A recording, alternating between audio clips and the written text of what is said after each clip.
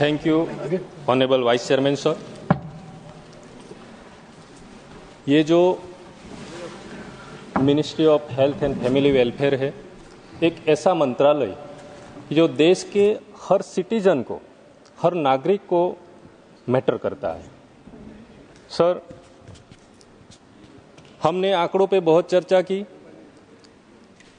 साथ में आरोप प्रत्यारोप भी हुए, लेकिन आज हम बात करेंगे कि एवरेज इंडियन की लाइफ स्पैन कितनी है। वो 2025 और 1947 का डिफरेंस हम बता रहे हैं। 1947 में इट वाज 32 इयर्स ओनली और आज हम 72.2 इयर्स पे पहुंचे हैं। मानते हैं कि इसमें सब गवर्नमेंट का कोई ना कोई रोल रहा होगा, लेकिन हमारी गवर्नमेंट मोदी जी के उनके निर्देशन में, उनकी अध्यक्षता में हमेशा मिशन मोड पे रहती है। मैं उसके बारे में बताऊंगा कि ये इम्प्रूवमेंट कैसे हुआ।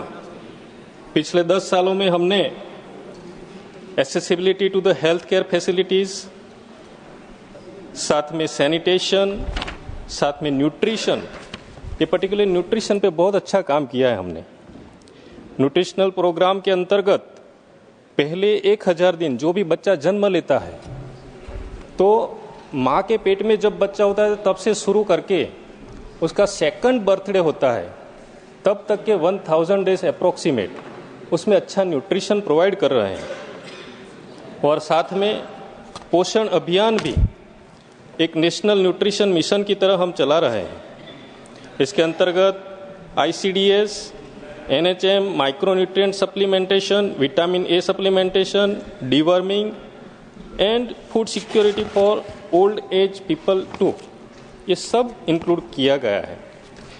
लेकिन मैं बताना चाहता हूँ कि हमने सिर्फ जो भी लोग हमारे पास आते हैं, डॉक्टर्स के पास जाते हैं, हेल्थ फैसिलिटीज़ में जाते हैं, तो उनका हम ट्रीटमेंट करने के बारे में हमेशा सोचते हैं, लेकिन पेशेंट्स कैसे कम हो वो भी हमें सोचना है। हमारे प्रधानमंत्री जी का जो विज़न है, विज़न का मैं थोड़ा बताता हूँ आपको कि ये प्रिवेंटिव एस्पेक्ट पे सोच रहे हैं। For that research and development जो सबसे महत्वपूर्ण कदम है उनका, उसके अंतर्गत अटल टिंकरिंग लैब है, अटल इंक्यूबेशन सेंटर्स है, PM रिसर्च फेलोशिप स्कीम है। ये सब चीज़ें इसलिए महत्वपूर्ण है कि इसमें सिर्फ और क्षेत्र के साथ साथ मेडिकल क्षेत्र के अंदर भी रिसर्च किया जाता है। तो इसके अंतर्गत एक ANRF अनुसंधान नेशनल रिसर्च फाउंडेशन जो बनाया गया है, दैट्स अ फंडिंग बॉडी, और उसमें गवर्नमेंट ने डिसाइड किया है कि to create a 1 lakh crore corpus to boost research and investment in sunrise technologies. तो ये उनका विजन का एक महत्वपूर्ण कदम है। और साथ में हमारे मोदी जी ने 2022 जनवरी एक प्रोजेक्ट लॉन्च किया था, उसका नाम है जीनोम इंडिया प्रोजेक्ट। ये जीनोम इंडिया प्रोजेक्ट ये एम्बिशियस प्रोजेक्ट है।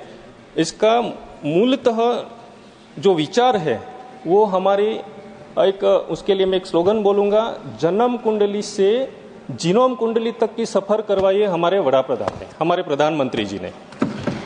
तो इसका फेज़ 1 अभी कंप्लीट हुआ जनवरी में। उस फेज़ के अंतर्गत हमारे अक्रॉस द कंट्री 20 यूनिवर्सिटीज़ ने पार्टिसिपेट किया और उसमें उन्होंने 10,074 हेल्दी इंडिविजुअल्स की, उनका जो सैंपल है वो सैंपल कलेक्ट किया।